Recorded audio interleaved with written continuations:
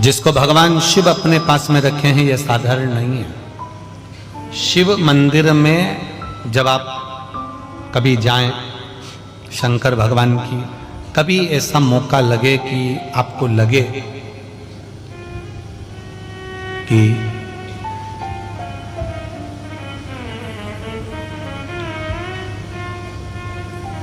कहीं आपका यश कम हो रहा हो, आप जानते हो कि मुझको यह काम करवाना है और यह काम आगे हो ही नहीं रहा है, यह फाइल आगे बढ़ ही नहीं रही,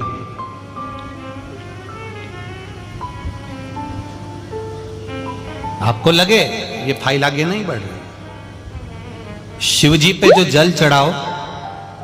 उस चढ़े हुए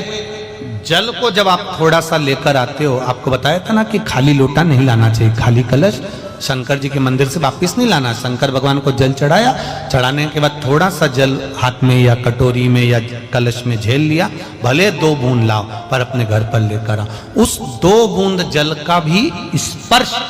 कलश के अंदर हाथ की 3 उंगलियां लगाकर अगर त्रिशूल पर टच कर कर मात्र आपने उस कलश के अंदर लगा दिया और वो जल भी आपने अपने घर पर छोड़ दिया, छींट दिया या उसका आचमन मात्र हो गया, तो व्यक्ति का यश बढ़ना अपने आप प्रारंभ हो जाता है, उसकी यश की प्राप्ति उसको होने लगती है, उसको यश की वृद्धि होने लगती,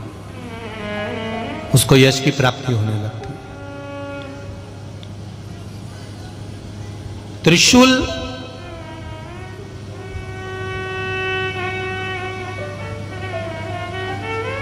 का दान,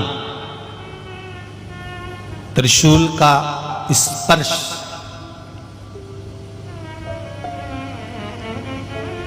एक बहुत अच्छी बात कहना चाहेंगे, आपके स्मरण में रहना चाहिए, बहुत सुंदर स्मरण। कभी अगर मौका लगे, कभी अगर मौका लगे और शंकर भगवान का बहुत सुंदर श्रृंगार हो गया, बहुत सुंदर श्रृंगार हो गया, और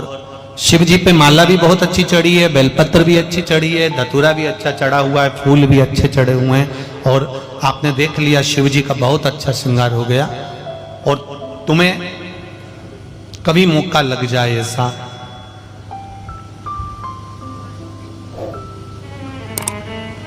और तुम्हारे पास में एक अच्छी सुंदर सी माला हो पुष्प की, तो आप पुजारी जी को या पंडित जी को कह दो, या पंडित जी मान नहीं हो, शिव जी का अच्छा श्रृंगार हो गया हो, तो वो माला केवल त्रिशूल की, जो त्रिशूल है उस त्रिशूल पर ही उस माला को अगर आपने केवल टांगी दिया, तो भी आप उन्नति की सीढ़ी पर आगे बढ़ना प्रारंभ कर देते। पर किस समय पर? जब भगवान का पूर्ण श्रृंगार हुआ, पूर्ण श्रृंगार शिव जी का हो गया और माला तुम्हारे हाथ में है, और तुमने देखा भगवान का श्रृंगार हो गया। अब शिव जी पे अगर माला चढ़ाऊंगा और श्रृंगार गिर जाएगा, तो उस माला को आप अपने यश प्राप्ति के लिए, अपने आनंद के लिए, अपनी उन्नति के लिए आप उसको त्रिशूल पर चढ़ा सकते। हम कई बार एक बात बहुत अच्छे से आपको वर्णन किए हैं कि कभी मौका लगे और आप किसी कंपटीशन एग्जाम में बैठ रहे हैं, या एक ही जगह पर सर्विस करते करते बहुत समय हो गया और वहां पर उन्नति नहीं हो रही है, आपका प्रमोशन नहीं हो रहा, तब 7 बेलपत्र केवल त्रिशूल का, 3 जो त्रिशूल में 3 नोक होती है, पहले साइड की दोनों स्पर्श, फिर बीच का स्पर्श कर कर अपने हृदय की कामना कर कर अशोक सुंदरी वाली जगह पर मात्र चढ़ा देने पर भी व्यक्ति जिस जगह पर नौकरी कर रहा होता है उससे उसका प्रमोशन का चांस बढ़ जाता है और उसकी उन्नति की ओर अग्रसर है। त्रिशूल भगवान देवाधिदेव आनंद करने वाले महादेव के जो हाथ में आया है, वो त्रिशूल कोई साधारण नहीं, स्वयं सूर्य नारायण की कला को काटकर बनाया, भास्कर देव की कला को काटकर। एक कलश जल, एक कलश जल का,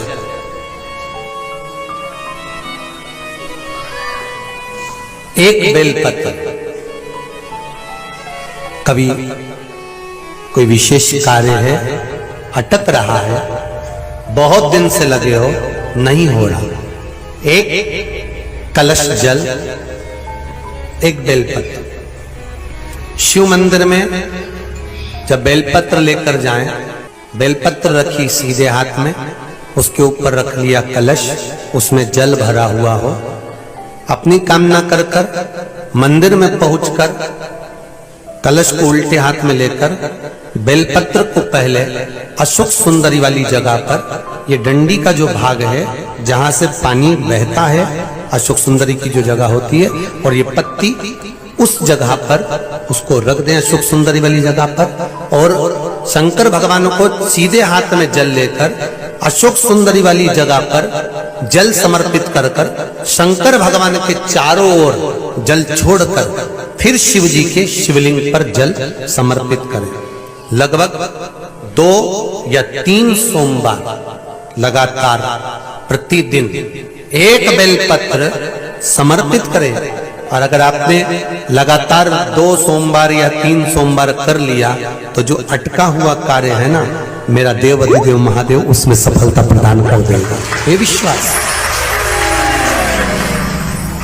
अशोक सुंदरी की जगह पिता जितना अपने बेटे की नहीं सुनता, उतनी अपनी बेटी की सुनता। बेटा मां को प्रिय होता है और बेटी बाप को प्रिय होता है, बेटी पिता को प्रिय है। आप अशोक सुंदरी से अपनी बात कह सकते हैं।